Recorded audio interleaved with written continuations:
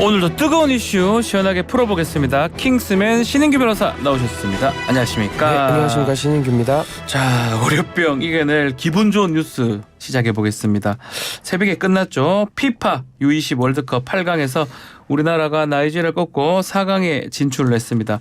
연장전 혈투 끝에 승리를 한 거네요. 예, 김은중 감독이 이끌고 있는 한국 20세 이하 월드컵 대표팀이요, 2회 연속 4강 신화를 썼습니다. 예, 한국은 5일 아르헨티나 산티아고 데레스테로에서 열린 2023 피파 U20 월드컵 8강전에서요, 연장 전반에 터진 수비수 최석현의 헤더골로 아프리카 강호 나이지리아를 1대0으로 물리쳤습니다. 이번 대회 8강에 오른 유일한 아시아 팀인 한국은 준우승을 차지했던 2019년도 폴란드 대회에 이어서 2회 연속 4강에 오르면서 아시아 축구의 자존심을 세웠습니다. 그죠. 지난 대회에 이어서 2회 연속 4강 진출입니다. 나이지리아전 정말 쉽진 않았어요. 볼 점유율도 밀렸던 것 같고, 야, 겨우겨우 막아내다가 1대0으로 극적으로 승리를 거뒀는데, 문제는 심판의 또 황당 판정이 우리 대표팀을 더 힘들게 했다라고 보이거든요. 예, 좀 어이없는 판정이 여러 차례 네. 있었는데요. 그것도 굴하지 않고 얻어낸 승리이기 때문에 이제 더 달콤했습니다. 이날 주심을 맡은 호세 마리아 산체스 마르티네스 심판은 경기 내내 나이지리아에 유리한 판정을 내렸는데요. 후반 추가 시간 4분에 가장 아쉬운 장면이 나왔습니다. 이제 좌측에서 공을 잡은 이제 배준호 선수가 박스 안쪽으로 돌파해서 들어오던 도중에 상대 수비수 다니엘 다가에게 밀려서 넘어졌는데요. 다가는 손을 써가지고 배준호 선수를 잡아당겼지만 잡아당겼어요. 예, 주심은 심판 휘슬을 불지를 않았습니다. 그리고 심지어 이제 비디오 판독이라고 하죠. VAR이라고 네. 하는데 이것조차 보지 않았고요. 이제 배 선수는 넘어진 채로 이제 억울함을 호소해봤는데 이제 소용이 없었습니다. 근데 연장전에서 이제 편파 판정이 계속됐는데요. 이제 이영준 선수가 상대 수비수에게 걸려 넘어지고 공중볼을 경합하던 도중에 팔에 얼굴을 맞아도 휘슬을 불지 않았습니다. 그래서 나이지리아 수비수가 대놓고서 이제 배준호 선수의 얼굴을 또 때렸는데 주심은 역시 또 반칙을 불 줄 몰랐습니다. 우리한테는 아주 불리하게 또 우리 대표팀 석연치 않은 판정으로 손해를 보고 있는 그렇게 보이는데요. 그래도 우리가 승리를 했습니다. 4강 진출까지 했으니까 우리 대표팀 너무너무 자랑스럽고, 자, 이제 다음 경기 집중을 해야 되는데 다음 상대가 이탈리아네요. 예, 이제 다음 준결승전은 이제 축구 강호죠. 이제 네. 이탈리아와 이제 준결승전을 앞두고 있는데요. 이제 우리 시간으로 금요일인 오늘 9일에 오전 6시 아르헨티나의 라플라 경기장에서 열립니다. 자, 9일 날 오전 6시입니다. 토요일 오전이 아니라 뭐 금요일 오전이기 때문에 마음 편하게 보기는 조금 어려울 것 같습니다. 축구 좋아하시는 분들은 다 챙겨 보시죠. 보실 또 것 같습니다. 보십니다. 네. 알겠습니다. 자, 다음 소식. 싱가포르 아시안 안보회의 샹그릴라 대화에 지금 열리고 있는데, 이 자리에서 한일 국방장관이 4년 만에 지금 만났는데요. 초계기 갈등이 의제로 올랐는데 어떤 입장이 나왔습니까? 예, 지난 6월 4일에 싱가포르에서 이제 제20차 아시아 안보회의 이제 샹그릴라 대화라고 하는데요. 네. 이제 이종석 국방부 장관하고 하마다 방위상이 이제 만났습니다. 이 대화는 이제 2019년 11월에 정경두 국방부 장관하고 고노다로 방위상하고 만난 지 4년 만에 열린 대화인데요. 네. 양측은 이제 초계기 갈등에 대해서 재발 방지 대책을 마련하는 데에 중점을 두기로 했다라고 하면서 이를 위한 이제 조만간 실무 협의를 진행할 예정이라고 밝혔습니다. 자, 회담 전부터 이 문제 주요 의제로 올 것이다, 이런 얘기는 많았었는데 양측의 입장차가 변함은 없는 것 같기도 하고요.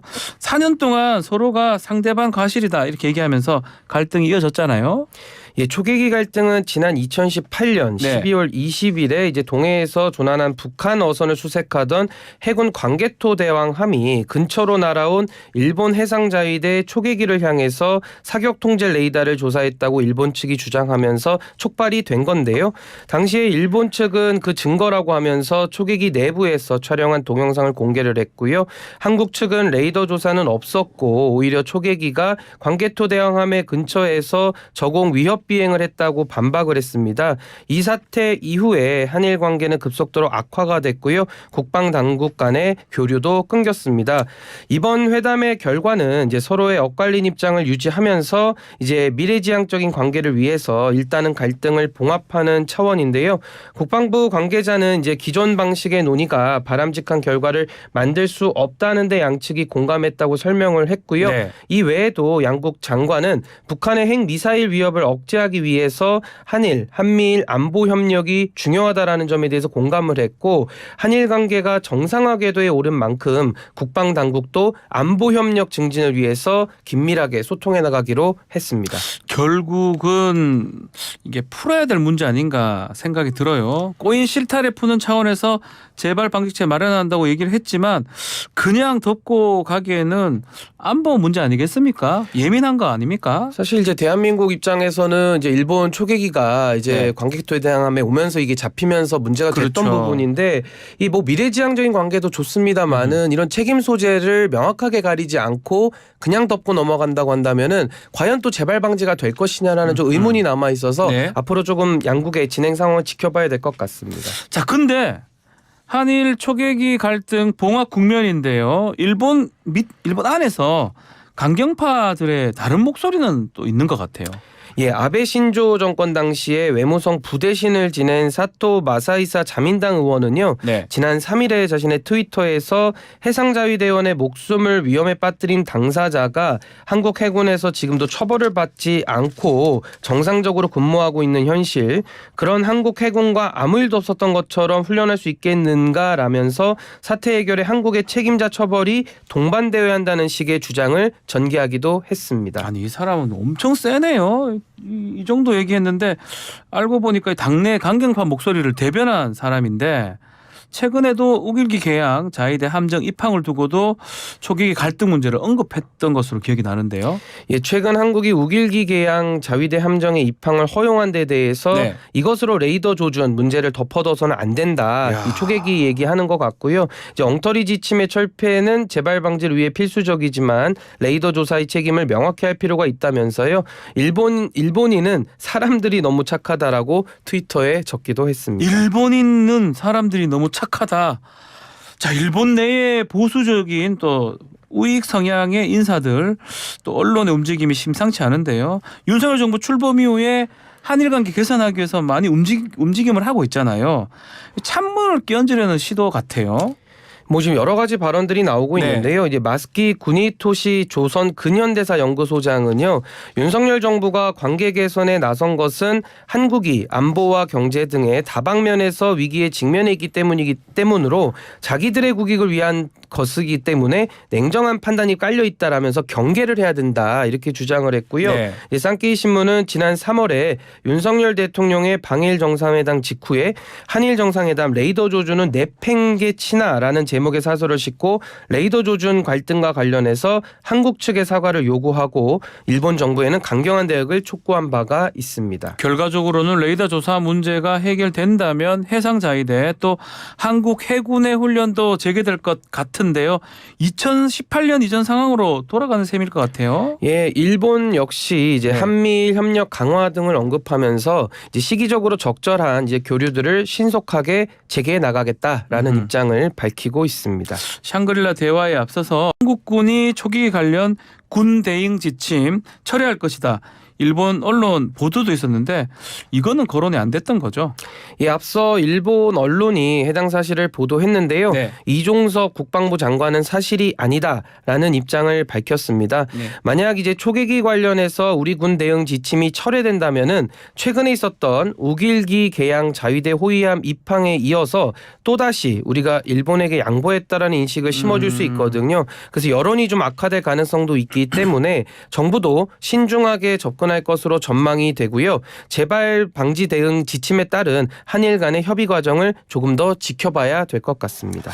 자, 다음 소식은 가해 앱을 통해서 또래 여성을 살해한 정유정 이야기입니다. 변호사님도 이 사건 접하고 있죠? 뭐 지금 너무 충격적인 네. 일들이 많이 발생하고 있고요. 참 그런 그 앱을 통해서 네. 이렇게 사건이 발생했다고 해서 또 많은 분들이 좀 더 불안해하고 계신 것 같아서 걱정이 많았습니다. 지금까지 보인 모습 상당히 충격적인데요.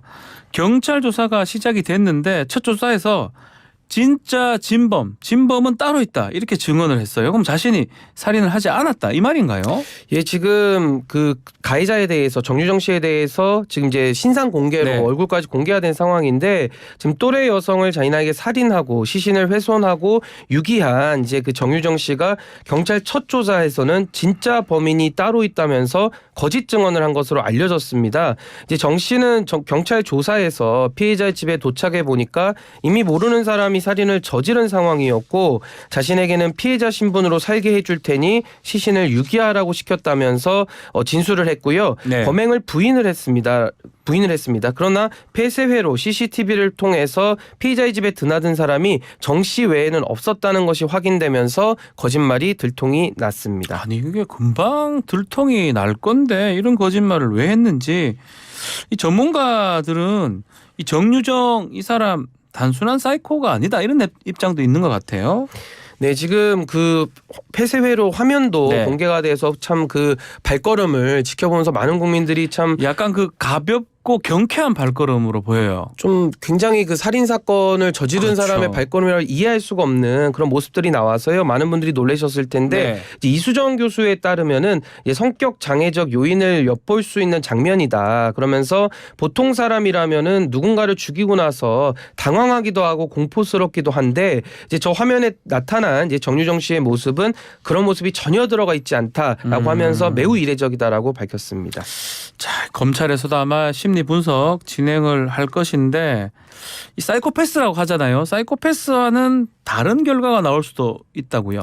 예, 우선은 사이코패스라는 개념은 저희가 이제 많이 접해서 알고 있는데 예. 이제 이 교수에 따르면은요 단순한 사이코패스하고는 약간 많이 다르다. 근데 이제 이 교수가 추정컨대는 경계성 성격 장애라는 것이 있는데 어떤 성격 장애적 요인을 보이는 것이 아닌가라고 추정을 하게 만드는 굉장히 독특한 장면이다라고 평가를 했습니다. 독특한 장면이다. 자, 어쨌든 간에 경찰 조사에서 거짓말한 것 들통이 났는데 어떤 의도를 봐야 됩니까? 벌써부터 좀 형을 좀 깎기 위해서 이렇게 노력하고 있고 고려하고 있는 건가요?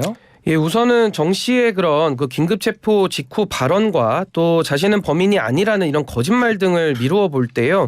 아무래도 이제 심신미약을 주장을 해서 형량을 좀 줄여보겠다라는 이제 꼼수의 가능성도 지금 제기가 되고 있습니다. 심신미약 형량을 감경시키는 방향이다.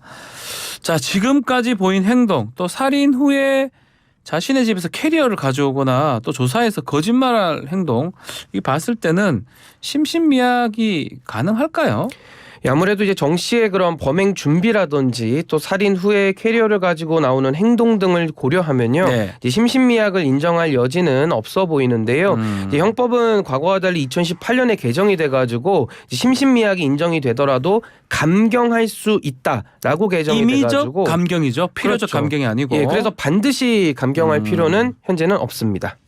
자, 조사 아직까지도 많이 필요한데요. 지금까지 나온 범죄 혐의로 봤을 때는 뭐 일단 살인죄, 유기죄가 될 것 같은데 형량이 좀 높을 것 같죠? 이제 아무래도 고의 살인이기도 하고 예. 또 사체 유기까지 있기 때문에 보통 이런 경우에 뭐 사형을 구형하기도 하고 하는데요. 네. 뭐 이제 보통 이제 판결에서는 사형보다는 뭐 무기징역이라든지 네. 뭐 중형이 예상은 됩니다만은 이제 국민들의 그런 법강정으로 봤을 때 이게 참 사형을 구형을 하고 뭐 이걸 뭐 집행해야 되는 거 아니냐 뭐 이런 여론들도 지금은 나오고는 있습니다. 자, 그래서 일단 이번 살인건으로 일각에는 히키코모리 범죄 일본 같은데 지금 많이 늘어나고 있는데 우려의 목소리도 있는 것 같아요. 지금 조사를 해보니까 정유정이 은둔형 외톨이였다라고 밝혀졌는데 앞으로 심각한 사회 문제로 떠오를 수도 있을 것 같아요.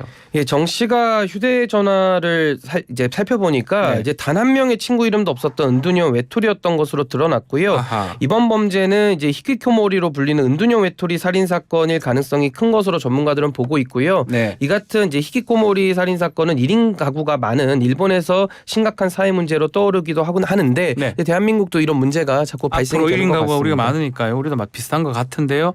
또 좀 전에 말했던 사형제 관련해서 사형제 부활해야 되는 거 아니냐 이런 여론도 많은 것 같습니다. 본격적으로 검토될 가능성도 있을까요? 이제 3일 법조계 등에 따르면요. 네. 이제 정유정 살인 사건을 계기로 해서 사형제 부활 촉구가 거세지고 있는데요.